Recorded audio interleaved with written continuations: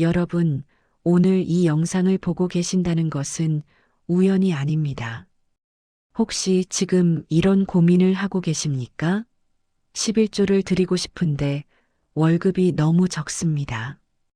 카드값을 갚기도 빠듯한데 11조를 어떻게 드립니까? 아이들 학원비를 내야 하는데 11조까지 드릴 여유가 없습니다. 전세 대출 이자를 내기도 힘든데 헌금을 드려야 합니까? 부모님 병원비가 매달 나가는데 교회에 드릴 돈이 어디 있습니까? 사랑하는 성도님들, 이 고민이 여러분만의 고민이 아닙니다. 지금 이 순간에도 수많은 성도님들이 똑같은 고민을 하고 계십니다. 그리고 하나님께서는 여러분의 그 마음을 다 아십니다. 여러분의 통장 잔고를 아십니다. 여러분의 카드값을 아십니다. 여러분의 빚을 아십니다. 여러분의 월급을 아십니다. 그리고 여러분의 그 답답한 마음도 아십니다. 시편 139편 1절부터 3절을 보십시오. 여호와여 주께서 나를 살펴보셨으므로 나를 아시나이다. 주께서 내가 앉고 일어섬을 아시고 멀리서도 나의 생각을 밝히 아시오며 나의 모든 길과 내가 눕는 것을 살펴보셨으므로 나의 모든 행위를 익히 아시오니 하나님께서는 여러분의 모든 상황을 아십니다. 여러분이 밤에 잠 못 이루며 계산기를 두드리는 것을 아십니다. 여러분이 통장을 보며 한숨 쉬는 것을 아십니다. 여러분이 11조 봉투를 들고 망설이는 그 마음을 아십니다. 오늘 이 메시지는 여러분을 정죄하려는 것이 아닙니다. 여러분에게 죄책감을 주려는 것이 아닙니다. 오히려 여러분에게 소망을 드리려는 것입니다. 여러분에게 용기를 드리려는 것입니다. 여러분에게 하나님의 신실하심을 보여드리려는 것입니다. 지난주에 46세 집사님 한 분이 찾아오셨습니다. 15년 신앙생활을 하신 분이었습니다. 그런데 이 집사님께서 눈물을 흘리며 고백하셨습니다. 목사님, 저는 11조를 드리고 싶습니다. 정말 드리고 싶습니다. 하지만 저희 집 형편이 너무 어렵습니다. 남편이 작년에 회사에서 명예퇴직을 당했습니다. 지금 일용직으로 일하고 있습니다. 한 달 수입이 150만 원 정도입니다. 전세 대출 이자만 매달 70만 원입니다. 공과금이 20만 원입니다. 식비와 생활비가 50만 원입니다. 딱 맞아떨어집니다. 여기서 15만 원을 11조로 드리면 우리 가족은 어떻게 살아야 합니까? 아이들 밥은 어떻게 먹여야 합니까? 목사님, 저는 하나님을 사랑합니다. 교회를 사랑합니다. 11조를 드리고 싶습니다. 하지만 현실이 너무 힘듭니다. 저는 나쁜 신자입니까? 저는 믿음이 없는 사람입니까? 그 집사님의 손을 잡았습니다. 그리고 이렇게 말씀드렸습니다. 집사님은 나쁜 신자가 아닙니다. 집사님은 믿음이 없는 사람이 아닙니다. 하나님께서는 집사님의 그 마음을 아십니다. 집사님이 드리고 싶은 그 마음을 아십니다. 하지만 드리지 못하는 그 현실도 아십니다. 오늘 이 영상이 바로 집사님 같은 분들을 위한 메시지입니다. 지금부터 7가지 진실을 말씀드리겠습니다.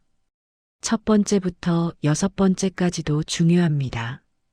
하지만 7번째를 모르면 여러분은 평생 이 고민에서 벗어날 수 없습니다. 끝까지 들으십시오. 여러분의 믿음의 여정이 달린 문제입니다. 지금 댓글에 이렇게 고백하십시오. 주님, 제 형편을 아시는 주님께 모든 것을 맡깁니다. 주님, 제게 믿음을 주시고 길을 열어주소서. 고백하셨습니까? 그렇다면 시작하겠습니다. 첫 번째 진실입니다. 하나님은 액수가 아니라 마음을 보십니다. 마가복음 12장 41절부터 44절을 보십시오. 예수께서 헌금함을 대하여 앉으사 무리가 어떻게 헌금함에 돈 넣는가를 보실세. 여러 부자는 많이 넣는데 한 가난한 과부는 와서 2렙돈 곧 한 고드란트를 넣는지라. 예수께서 제자들을 불러다가 이르시되 내가 진실로 너희에게 이르노니 이 가난한 과부는 헌금함에 넣는 모든 사람보다 많이 넣었도다. 그들은 다 그 풍족한 중에서 넣었거니와 이 과부는 그 가난한 중에서 자기의 모든 소유 곧 생활비 전부를 넣었느니라 하셨더라. 이 과부가 얼마를 드렸습니까? 2렙돈입니다. 한 고드란트입니다. 당시 노동자의 하루 품삯이 1데나리온이었습니다. 1데나리온은 128렙돈입니다. 그러니까 2렙돈은 하루 품삯의 64분의 1입니다. 만약 하루 품삯이 10만 원이라면 1,500원 정도입니다. 부자들은 얼마를 드렸습니까? 아마도 수십 데나리온을 드렸을 것입니다. 수백만 원을 드렸을 것입니다. 그런데 예수님께서 누구를 칭찬하셨습니까? 1,500원을 드린 과부를 칭찬하셨습니다. 왜 그랬습니까? 예수님께서는 액수를 보신 것이 아니라 마음을 보셨습니다. 부자들은 풍족한 중에서 드렸습니다. 드리고 남았습니다. 생활에 지장이 없었습니다. 하지만 과부는 가난한 중에서 드렸습니다. 자기의 모든 소유를 드렸습니다. 생활비 전부를 드렸습니다. 드리고 나면 오늘 저녁을 어떻게 먹을지 몰랐습니다. 내일은 어떻게 살아갈지 몰랐습니다. 그럼에도 불구하고 드렸습니다. 이것이 믿음입니다. 이것이 하나님께서 기뻐하시는 헌금입니다. 사랑하는 성도님들, 여러분이 100만 원을 드려도 마음이 없으면 하나님께서 기뻐하지 않으십니다. 여러분이 1,000원을 드려도 진심이면 하나님께서 기뻐하십니다. 고린도후서 8장 12절을 보십시오. 할 마음만 있으면 있는 대로 받으실 터이요 없는 것은 받지 아니하시리라. 할 마음만 있으면 됩니다. 있는 대로 받으십니다. 없는 것은 받지 않으십니다. 여러분에게 100만 원이 있는데 10,000원을 드리면 하나님께서는 그 마음을 아십니다. 여러분에게 10,000원밖에 없는데 1,000원을 드리면 하나님께서는 그 마음을 아십니다. 작년에 52세 권사님 한 분을 만났습니다. 25년 신앙생활을 하신 분이었습니다. 그런데 이 권사님의 사연이 가슴 아팠습니다. 남편이 5년 전에 교통사고로 하반신 마비가 되었습니다. 권사님이 식당에서 설거지 일을 하십니다. 한 달 수입이 120만 원입니다. 남편 간병비가 50만 원입니다. 월세가 40만 원입니다. 공과금과 생활비가 30만 원입니다. 그런데 이 권사님께서 매달 무엇을 하시는지 아십니까? 12만 원을 11조로 드리십니다. 정확히 120만 원의 10%입니다. 제가 물었습니다. 권사님, 그러면 권사님은 어떻게 사십니까? 권사님, 본인은 뭘 드시고 무엇을 입으십니까? 권사님께서 웃으시며 대답하셨습니다. 목사님, 저는 괜찮습니다. 교회 식당에서 점심을 먹습니다. 저녁은 간단히 먹습니다. 옷은 아껴 입습니다. 필요한 것은 하나님께서 다 채워주십니다. 그런데 목사님, 신기한 일이 있습니다. 제가 11조를 드리기 시작한 이후로 한 번도 굶은 적이 없습니다. 옷이 필요할 때마다 누군가 주십니다. 병원비가 필요할 때마다 길이 열립니다. 하나님께서 살아계십니다. 제가 그 권사님께 물었습니다. 권사님, 그러면 왜 11조를 그렇게 정확히 들이십니까? 권사님께서 대답하셨습니다. 목사님, 제가 드리는 게 아닙니다. 하나님께서 제게 120만 원을 주셨습니다. 그 중에 12만 원은 하나님의 것입니다. 저는 그냥 하나님의 것을 하나님께 돌려드리는 것 뿐입니다. 그리고 하나님께서는 나머지 108만 원으로 저를 먹이시고 입히시고 살게 하십니다. 저는 그 권사님의 믿음에 감동했습니다. 그 권사님은 액수로 드리는 것이 아니었습니다. 마음으로 드리는 것이었습니다. 믿음으로 드리는 것이었습니다. 여러분, 이것이 첫 번째 진실입니다. 하나님은 액수가 아니라 마음을 보십니다. 여러분이 1,000원을 드려도 진심이면 하나님께서 기뻐하십니다. 여러분이 100만 원을 드려도 의무감으로 드리면 하나님께서는 기뻐하지 않으십니다. 중요한 것은 마음입니다. 중요한 것은 태도입니다. 중요한 것은 믿음입니다. 그렇다면 우리는 어떤 마음으로 드려야 합니까? 이것이 두 번째 진실입니다. 두 번째 진실입니다. 억지로 드리는 것을 하나님은 원하지 않으십니다. 고린도후서 9장 7절을 보십시오. 각각 그 마음에 정한 대로 할 것이요. 인색함으로나 억지로 하지 말지니 하나님은 즐겨내는 자를 사랑하시느니라. 각각 그 마음에 정한 대로 하라고 하셨습니다. 인색함으로 하지 말라고 하셨습니다. 억지로 하지 말라고 하셨습니다. 하나님은 즐겨내는 자를 사랑하신다고 하셨습니다. 사랑하는 성도님들, 이것을 이해하십니까? 하나님께서는 억지로 드리는 11조를 원하지 않으십니다. 의무감으로 드리는 헌금을 원하지 않으십니다. 죄책감으로 드리는 헌물을 원하지 않으십니다. 하나님께서 원하시는 것은 무엇입니까? 즐거운 마음입니다. 기쁜 마음입니다. 감사하는 마음입니다. 자원하는 마음입니다.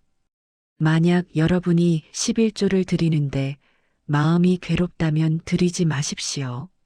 만약 여러분이 헌금을 드리는데 억지스럽다면 드리지 마십시오. 만약 여러분이 헌물을 드리는데 원망이 생긴다면 드리지 마십시오. 하나님께서는 그런 헌금을 기뻐하지 않으십니다. 오히려 여러분의 마음을 더 상하게 합니다. 여러분의 믿음을 더 약하게 합니다. 작년 3월에 48세 집사님 한 분이 찾아오셨습니다. 10년 신앙생활을 하신 분이었습니다. 그런데 이 집사님께서 이렇게 고백하셨습니다. 목사님, 저는 10년 동안 11조를 빠짐없이 드렸습니다. 한 달도 빠지지 않았습니다. 정확히 10%를 드렸습니다. 그런데 목사님, 제가 기쁘지 않습니다. 드릴 때마다 마음이 아픕니다. 이 돈으로 아이들 책을 사줄 걸 하는 생각이 듭니다. 이 돈으로 아내에게 옷을 사줄 걸 하는 생각이 듭니다. 이 돈으로 부모님께 용돈을 드릴 걸 하는 생각이 듭니다. 11조를 드리고 나면 죄책감이 듭니다. 가족에게 미안합니다. 목사님, 저는 잘못된 신자입니까? 제가 그 집사님께 물었습니다. 집사님, 왜 11조를 드리십니까? 집사님께서 대답하셨습니다. 성경에 드리라고 했으니까요. 안 드리면 저주받는다고 들었으니까요. 목사님이 드리라고 하니까요. 제가 말씀드렸습니다. 집사님, 그것은 억지입니다. 그것은 의무입니다. 그것은 율법입니다. 하나님께서 원하시는 것이 아닙니다. 하나님께서는 집사님이 즐거운 마음으로 드리기를 원하십니다. 만약 즐겁지 않다면 액수를 줄이십시오. 10%가 부담되면 5%를 드리십시오. 5%가 부담되면 3%를 드리십시오. 3%가 부담되면 1%를 드리십시오. 중요한 것은 퍼센트가 아닙니다.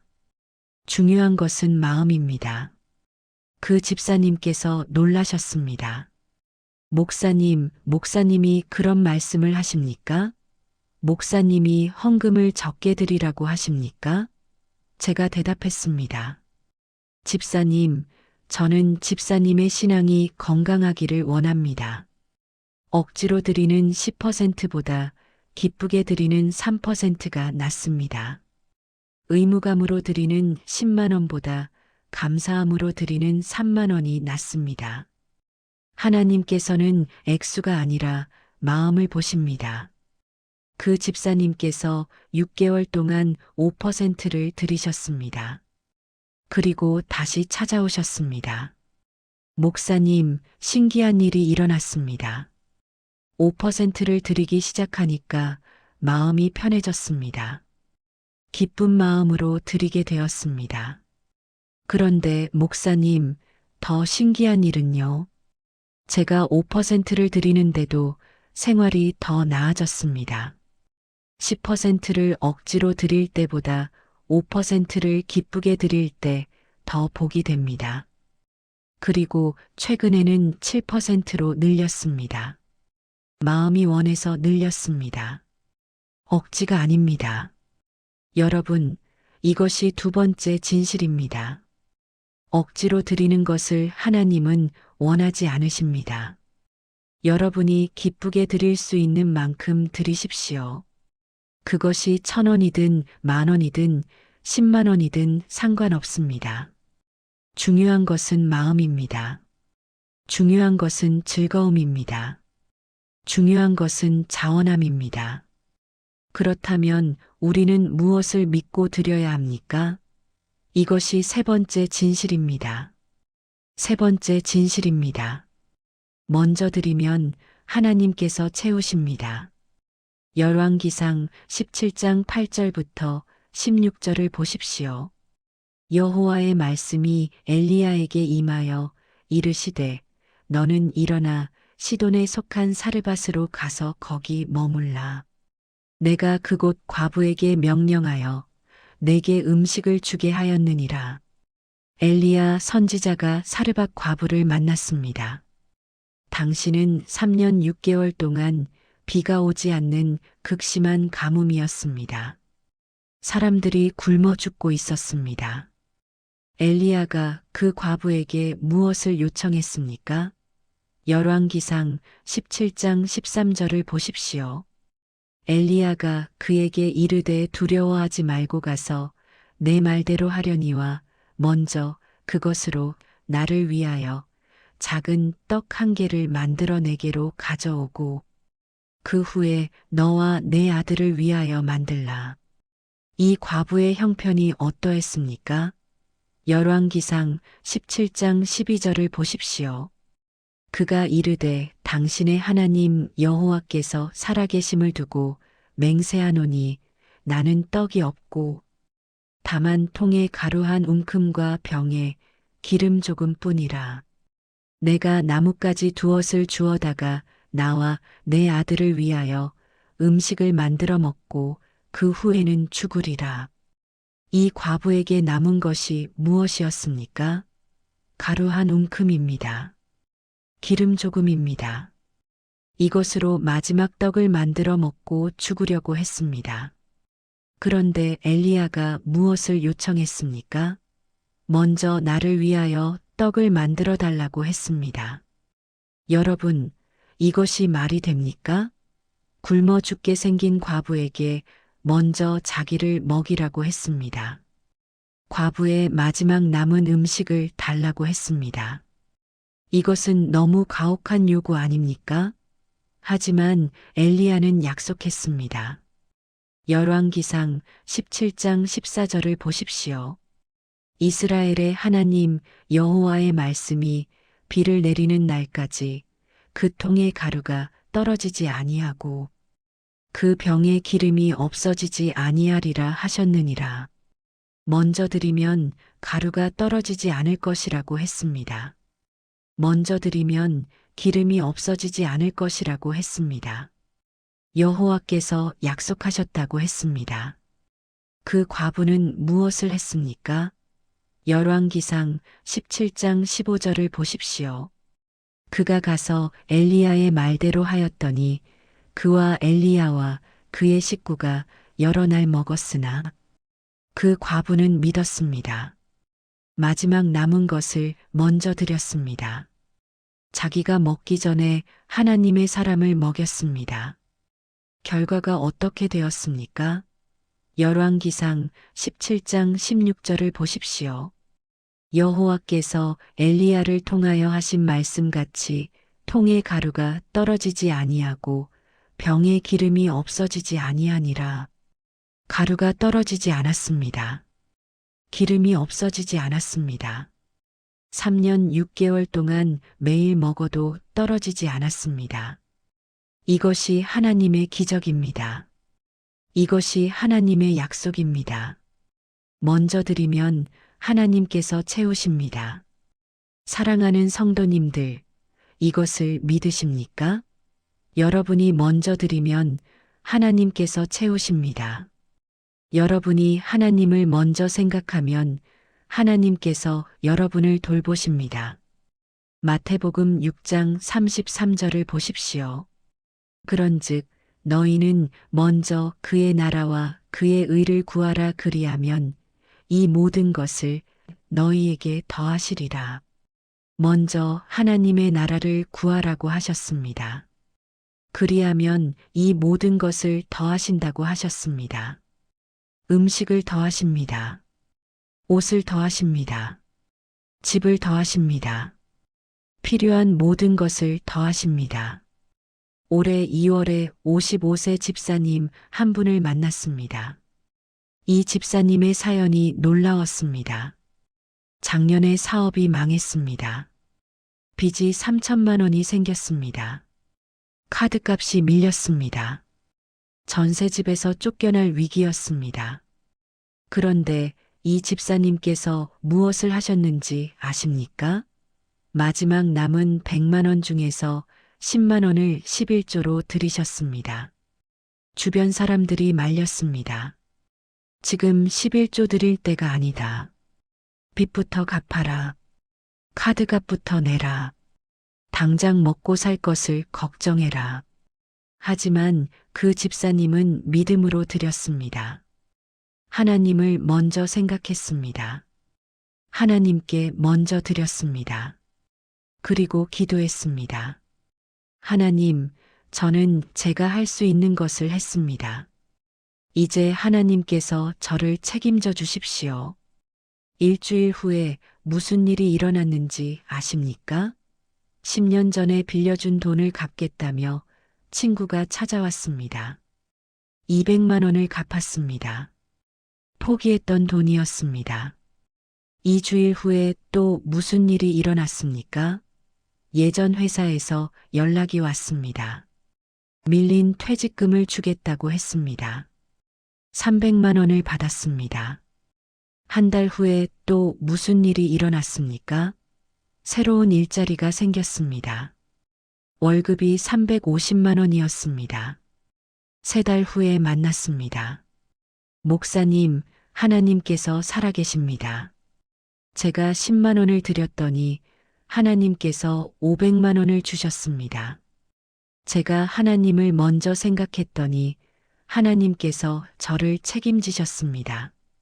저는 이제 확신합니다. 먼저 드리면 하나님께서 채우십니다.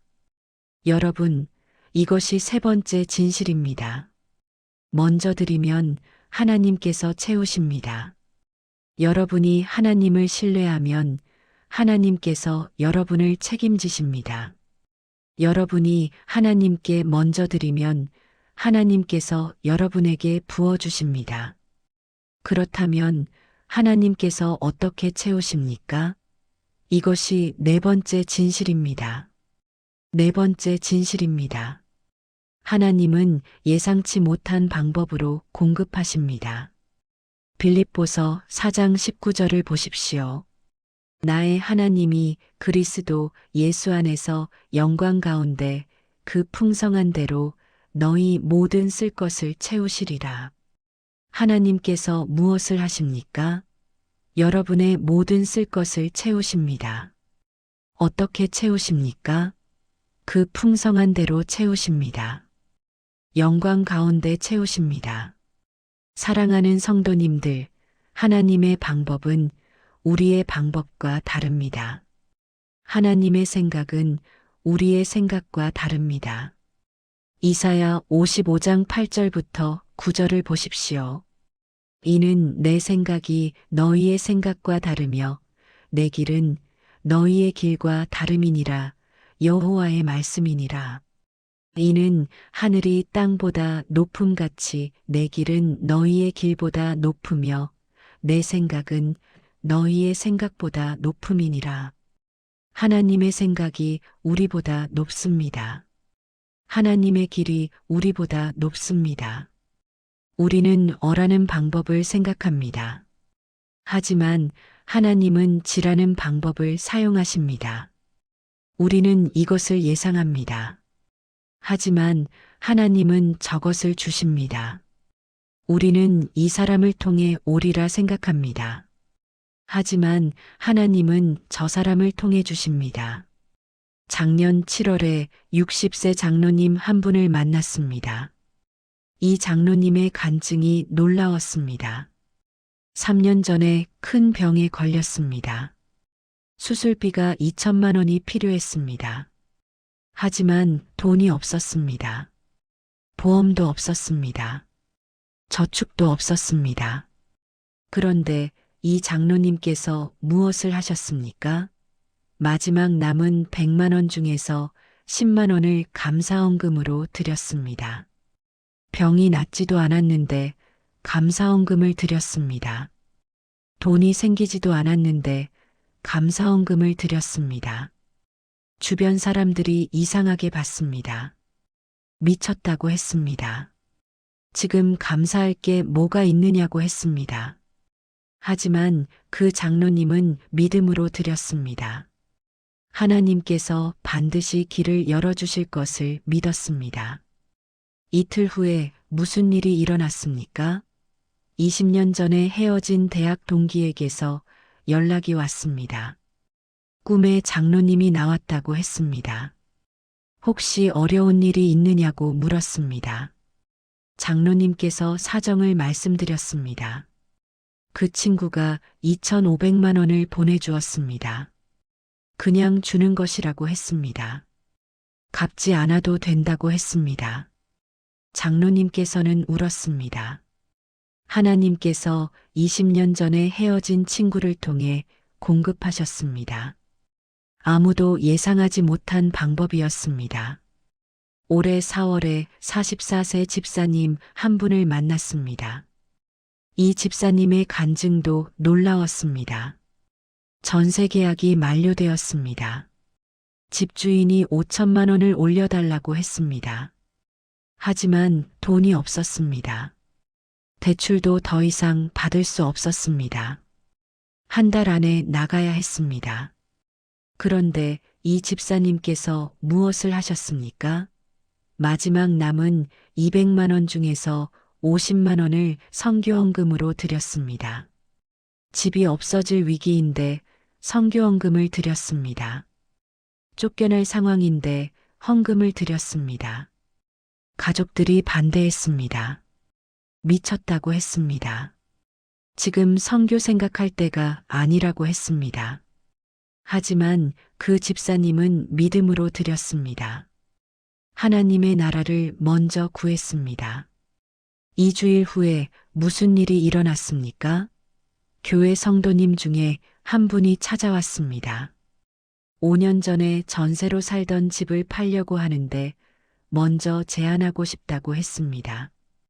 가격도 시세보다 500만 원 저렴했습니다.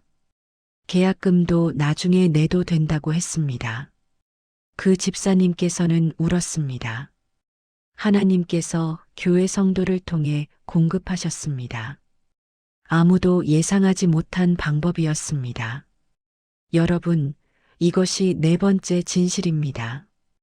하나님은 예상치 못한 방법으로 공급하십니다.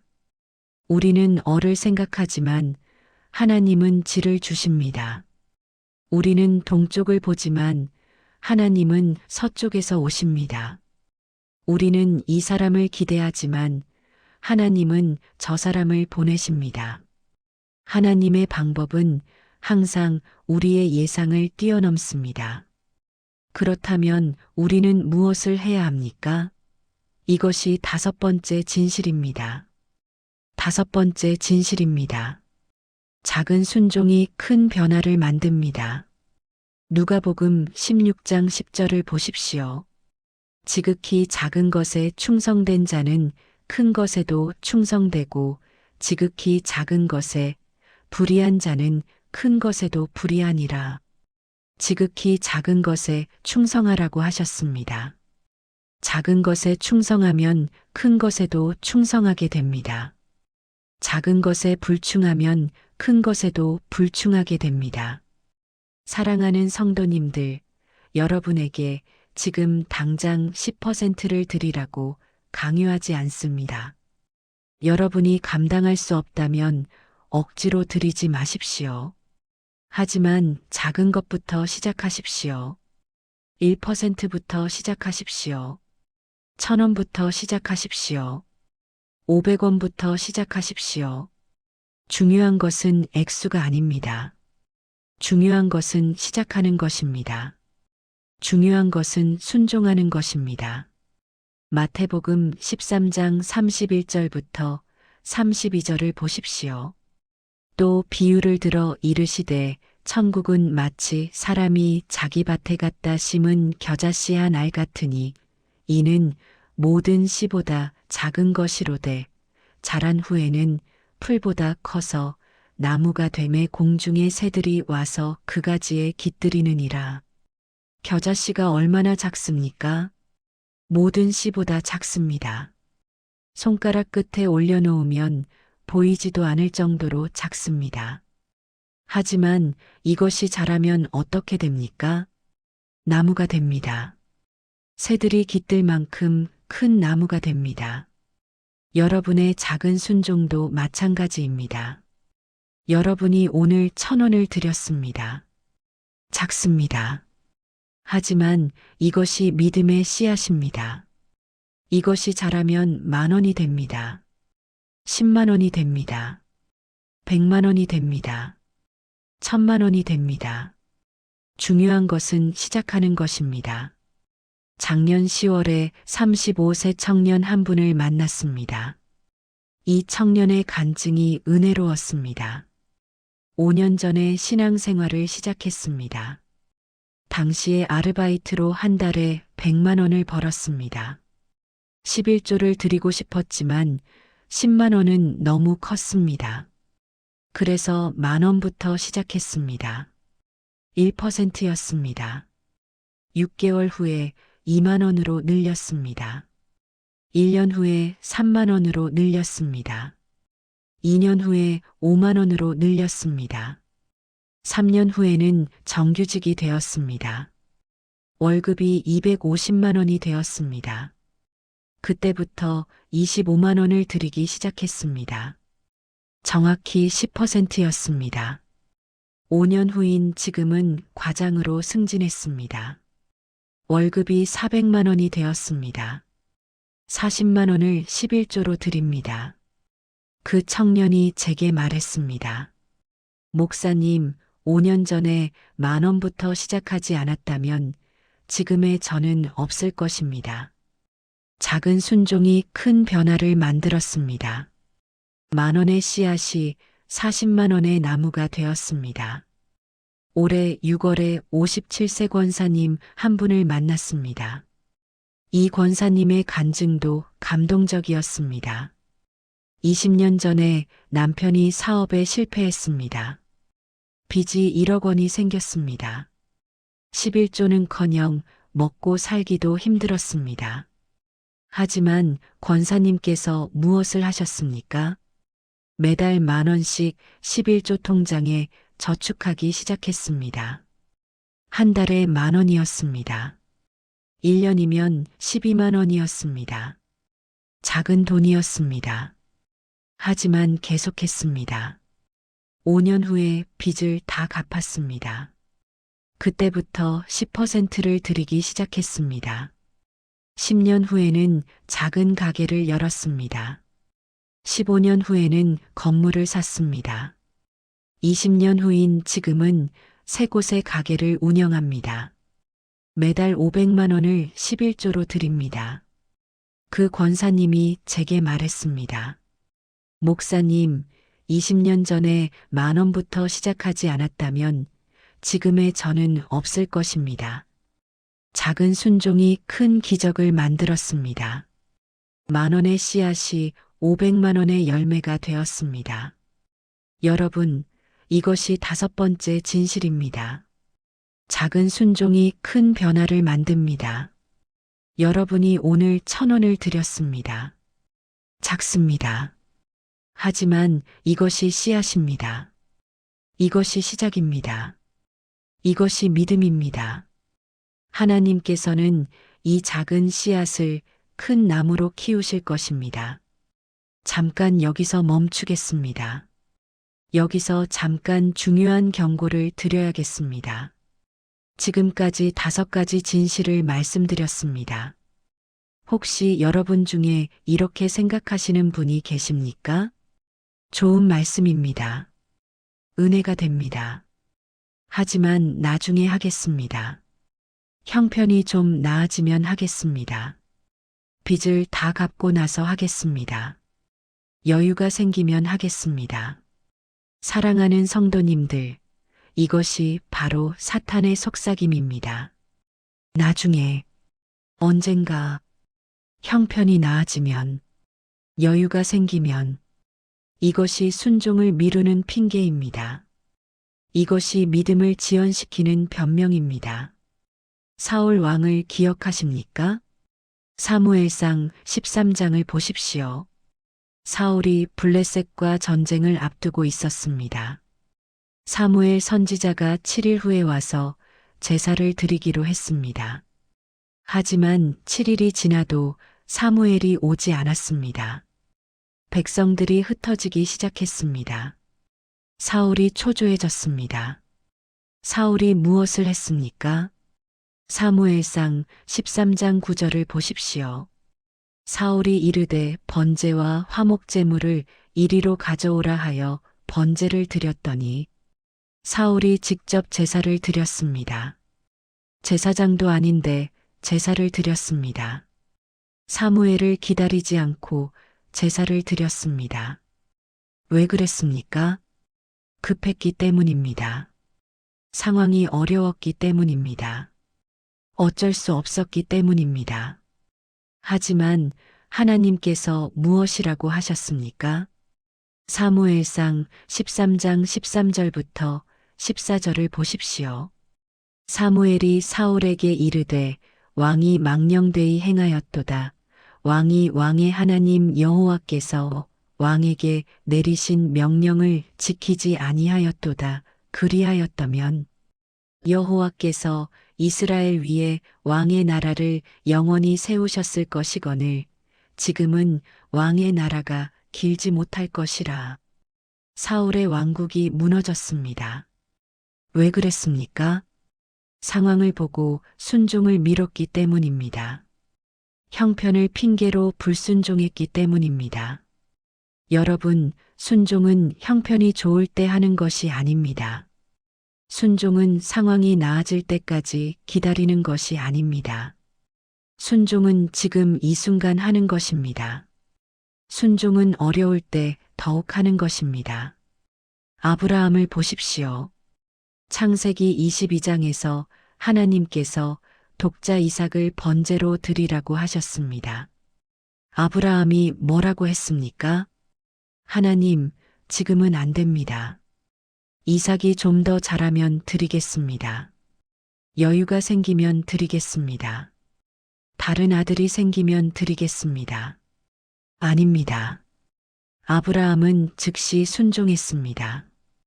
다음 날 아침 일찍 일어나 이삭을 데리고 산으로 올라갔습니다. 결과가 어떻게 되었습니까? 창세기 22장 16절부터 17절을 보십시오. 여호와께서 이르시되 내가 나를 가리켜 맹세하노니 내가 이같이 행하여 내 아들 내 독자도 아끼지 아니하였은즉 내가 내게 큰 복을 주고 내 씨가 크게 번성하여 하늘의 별과 같고 바닷가의 모래와 같게 하리니 아브라함이 큰 복을 받았습니다. 씨가 크게 번성했습니다. 왜 그랬습니까? 즉시 순종했기 때문입니다. 미루지 않았기 때문입니다. 핑계하지 않았기 때문입니다. 여러분은 사울의 길을 가시겠습니까? 아브라함의 길을 가시겠습니까? 순종을 나중으로 미루시겠습니까? 지금 당장 순종하시겠습니까? 형편이 나아질 때까지 기다리시겠습니까? 지금 이 순간 시작하시겠습니까? 댓글에 이렇게 고백하십시오. 나는 아브라함의 길을 선택합니다. 나는 지금 당장 순종을 시작합니다. 나는 더 이상 미루지 않습니다. 고백하셨습니까? 그렇다면 이제 가장 중요한 진실을 말씀드리겠습니다. 6번째 진실입니다. 6번째 진실입니다. 11조보다 중요한 것은 하나님과의 관계입니다. 호세아 6장 6절을 보십시오. 나는 인애를 원하고 제사를 원하지 아니하며 번제보다 하나님을 아는 것을 원하노라. 하나님께서 무엇을 원하십니까? 제사가 아닙니다. 번제가 아닙니다. 하나님께서 원하시는 것은 인애입니다. 하나님을 아는 것입니다. 하나님과의 관계입니다. 마태복음 23장 23절을 보십시오. 화 있을진저 외식하는 서기관들과 바리새인들이여 너희가 박하와 회양과 근체의 11조는 들이되 율법에 더 중한 바 정의와 긍휼과 믿음은 버렸도다. 그러나 이것도 행하고 저것도 버리지 말아야 할지니라. 예수님께서 바리새인들을 책망하셨습니다. 왜 책망하셨습니까? 11조는 정확히 드리는데 정의와 긍휼과 믿음은 없었기 때문입니다. 형식은 지키는데 마음은 없었기 때문입니다. 외적으로는 순종하는데 내적으로는 불순종했기 때문입니다. 사랑하는 성도님들, 11조가 중요하지 않다는 말이 아닙니다. 11조도 중요합니다. 하지만 더 중요한 것이 있습니다. 하나님을 사랑하는 마음입니다. 하나님과의 친밀함입니다. 하나님에 대한 신뢰입니다. 만약 여러분이 11조는 드리는데 하나님을 사랑하지 않는다면 의미가 없습니다. 만약 여러분이 11조는 드리는데 하나님을 신뢰하지 않는다면 소용이 없습니다. 만약 여러분이 11조는 드리는데 하나님과 친밀하지 않다면 헛된 것입니다. 반대로 여러분이 지금 11조를 드리지 못한다고 해서 하나님께서 여러분을 사랑하지 않으시는 것이 아닙니다. 여러분이 지금 헌금을 많이 드리지 못한다고 해서 하나님께서 여러분을 버리시는 것이 아닙니다. 하나님께서는 여러분의 마음을 보십니다. 여러분의 상황을 아십니다. 여러분의 어려움을 이해하십니다. 중요한 것은 여러분이 하나님을 사랑하느냐입니다. 중요한 것은 여러분이 하나님을 신뢰하느냐입니다. 중요한 것은 여러분이 하나님과 교제하느냐입니다. 작년 11월에 68세 권사님 한 분을 만났습니다. 이 권사님의 간증이 제 마음을 울렸습니다. 40년 신앙생활을 하셨습니다. 35년 동안 11조를 한 번도 빠짐없이 드렸습니다. 교회 봉사도 열심히 하셨습니다.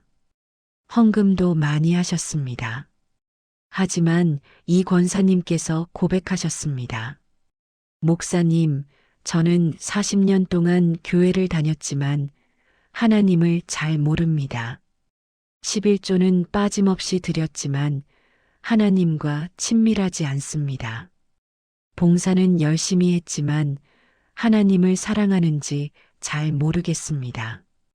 저는 의무감으로 교회를 다녔습니다. 율법으로 신앙생활을 했습니다. 하지만 하나님과의 관계는 없었습니다. 목사님, 저는 지금 무엇을 해야 합니까? 제가 그 권사님께 말씀드렸습니다. 권사님, 이제부터 11조를 액수로 생각하지 마십시오. 이제부터 봉사를 의무로 생각하지 마십시오. 이제부터 하나님과의 관계에 집중하십시오. 매일 아침 10분만 하나님과 대화하십시오. 성경을 읽되 하나님의 음성을 들으려고 읽으십시오. 기도하되 하나님과 교제하려고 기도하십시오. 11조를 드릴 때 하나님께 감사하는 마음으로 드리십시오. 봉사를 할 때 하나님을 기쁘시게 하려는 마음으로 하십시오. 그 권사님께서 6개월 동안 실천하셨습니다. 그리고 다시 찾아오셨습니다. 목사님, 제 신앙이 완전히 바뀌었습니다. 저는 40년 동안 종교 생활을 했습니다. 하지만 지난 6개월 동안 신앙생활을 시작했습니다. 저는 이제 하나님을 압니다. 하나님과 친밀합니다. 하나님을 사랑합니다. 11조를 드릴 때 기쁩니다. 봉사를 할 때 감사합니다. 모든 것이 달라졌습니다. 여러분, 이것이 6번째 진실입니다. 11조보다 중요한 것은 하나님과의 관계입니다. 여러분이 100만 원을 드려도 관계가 없으면 의미가 없습니다. 여러분이 1000원을 드려도 관계가 있으면 하나님께서 기뻐하십니다. 그렇다면 우리는 구체적으로 무엇을 해야 합니까? 이것이 7번째 진실입니다. 7번째 진실입니다. 지금 당장 시작할 수 있는 작은 한 걸음이 있습니다. 야고보서 2장 17절을 보십시오. 이와 같이 행함이 없는 믿음은 그 자체가 죽은 것이라. 행함이 없는 믿음은 죽은 것입니다. 우리는 지금까지 6가지 진실을 들었습니다. 머리로는 이해했습니다. 마음으로는 동의했습니다. 하지만 실천하지 않으면 아무 소용이 없습니다. 지금 당장 무엇을 할 수 있습니까? 첫째, 오늘부터 헌금 통장을 만드십시오. 11조 통장이라고 부르든 헌금 통장이라고 부르든 상관없습니다. 통장을 하나 만드십시오. 둘째, 매달 여러분이 감당할 수 있는 금액을 정하십시오. 10%가 부담되면 5%를 정하십시오.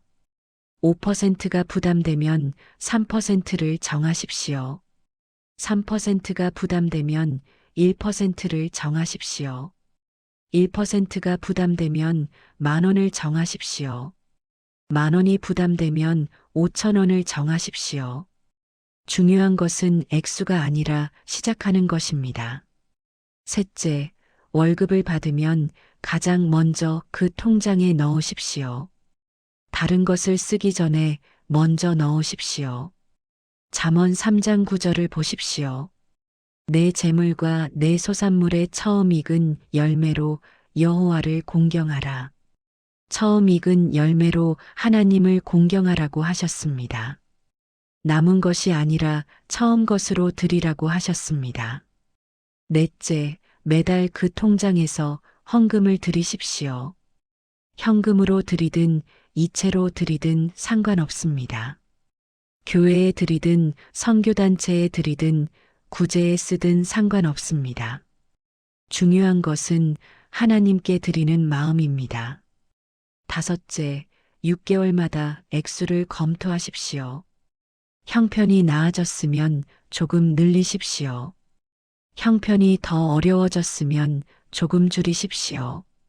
중요한 것은 억지가 아니라 자원함입니다. 여섯째, 매번 드릴 때마다 감사 기도를 하십시오. 하나님, 이것을 드릴 수 있게 해주셔서 감사합니다. 하나님, 이만큼이라도 드릴 수 있어서 감사합니다. 하나님, 저를 책임져 주시는 하나님을 신뢰합니다. 일곱째, 1년 후에 하나님께서 어떻게 인도하셨는지 돌아보십시오. 일기를 쓰십시오. 간증을 기록하십시오. 하나님의 신실하심을 기억하십시오. 올해 8월에 32세 청년 한 분을 만났습니다. 이 청년이 작년에 이 메시지를 듣고 시작했습니다. 당시 월급이 180만 원이었습니다. 18만 원은 너무 컸습니다. 그래서 5천 원부터 시작했습니다. 한 달에 5천 원이었습니다. 1년이면 6만 원이었습니다. 정말 작은 액수였습니다. 하지만 계속했습니다. 3개월 후에 만 원으로 늘렸습니다. 6개월 후에 2만 원으로 늘렸습니다. 1년 후인 지금은 어떻게 되었습니까? 회사에서 승진했습니다. 월급이 250만 원이 되었습니다. 지금은 25만 원을 드립니다. 정확히 10%입니다. 그 청년이 제게 말했습니다. 목사님, 1년 전에 5천 원부터 시작하지 않았다면 지금의 저는 없을 것입니다.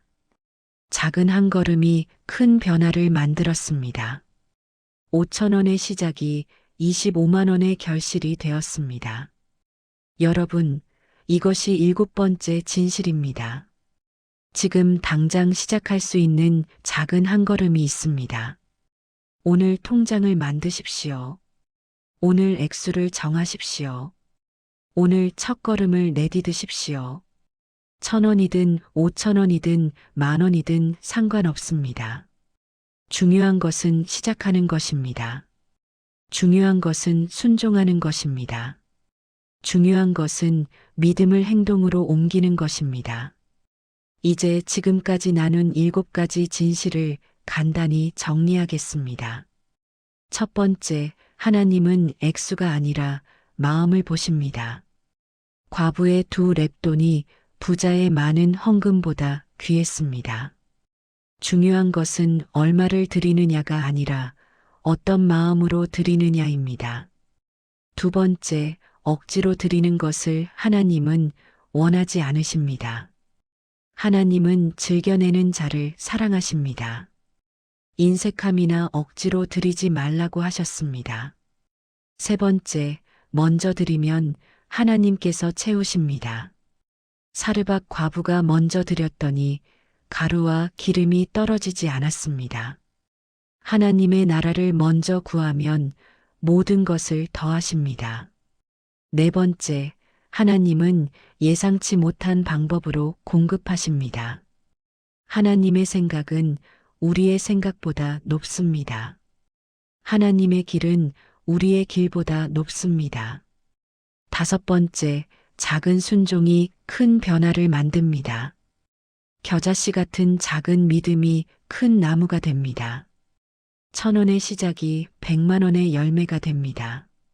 여섯 번째, 11조보다 중요한 것은 하나님과의 관계입니다. 하나님은 제사보다 인애를 원하십니다. 번제보다 하나님을 아는 것을 원하십니다. 일곱 번째, 지금 당장 시작할 수 있는 작은 한 걸음이 있습니다. 오늘 통장을 만드십시오. 오늘 액수를 정하십시오. 오늘 첫 걸음을 내디드십시오. 사랑하는 성도님들, 이제 함께 기도하겠습니다. 지금부터 함께 기도하겠습니다. 눈을 감으셔도 좋고 소리내어 따라하셔도 좋습니다. 한 문장씩 천천히 따라 하십시오. 하나님 아버지 감사합니다. 오늘 이 말씀을 주셔서 감사합니다. 제 상황을 아시는 하나님께 감사합니다. 주님 고백합니다. 저는 제 형편만 보았습니다. 용서하여 주십시오. 저는 두려움에 사로잡혀 있었습니다. 용서하여 주십시오. 저는 하나님보다 돈을 더 신뢰했습니다. 용서하여 주십시오. 저는 순종을 미루었습니다. 용서하여 주십시오. 저는 핑계만 대었습니다. 용서하여 주십시오. 저는 믿음으로 살지 못했습니다. 용서하여 주십시오. 주님, 오늘 결단합니다. 오늘부터 작은 것이라도 시작하겠습니다. 1,000원이라도 기쁘게 드리겠습니다. 하나님을 먼저 생각하겠습니다. 하나님을 신뢰하겠습니다. 하나님과의 관계를 회복하겠습니다. 억지가 아니라 자원함으로 드리겠습니다. 의무가 아니라 감사함으로 드리겠습니다. 주님의 도우심을 구합니다. 주님의 인도하심을 구합니다. 예수님의 이름으로 기도합니다. 아멘. 이 기도를 따라 하셨다면 이제 선포하십시오. 나는 더 이상 두려워하지 않습니다. 나는 하나님을 신뢰합니다. 나는 오늘부터 작은 순종을 시작합니다.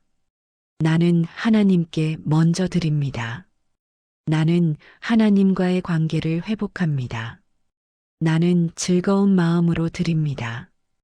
나는 하나님의 공급하심을 믿습니다. 이 선포가 여러분의 고백이 되었습니다. 사랑하는 성도님들, 이 메시지가 여러분에게 소망이 되었기를 바랍니다. 여러분을 정죄하는 메시지가 아니었습니다. 여러분에게 부담을 주는 메시지가 아니었습니다. 오히려 여러분에게 자유를 주는 메시지였습니다. 여러분에게 용기를 주는 메시지였습니다. 하나님께서는 여러분의 형편을 아십니다. 여러분의 어려움을 아십니다. 여러분의 마음을 아십니다. 하나님께서는 여러분을 책임지십니다. 여러분을 돌보십니다. 여러분을 인도하십니다. 작은 것부터 시작하십시오. 1,000원부터 시작하십시오. 오늘부터 시작하십시오. 하나님께서 여러분의 작은 순종을 크게 키우실 것입니다. 여러분의 작은 믿음을 크게 축복하실 것입니다. 주 예수 그리스도의 은혜와 하나님의 사랑과 성령의 교통하심이 여러분과 함께 하시기를 축복합니다. 이 기도가 진심이라면 댓글에 아멘을 남겨주십시오. 여러분의 결단을 댓글로 나누어 주십시오. 저는 오늘부터 1,000원씩 시작하겠습니다. 저는 오늘부터 5,000원씩 시작하겠습니다. 저는 오늘부터 1%씩 시작하겠습니다. 여러분의 고백이 다른 분들에게 용기가 될 것입니다. 이 영상이 필요한 분께 공유하십시오. 경제적으로 어려워하시는 분께 보내주십시오. 11조 때문에 고민하시는 분께 보내주십시오. 그리고 구독 버튼을 눌러주십시오. 알림 설정을 해주십시오. 다음 영상에서 또 만나겠습니다. 하나님의 축복이 여러분과 함께 하시기를 기도합니다.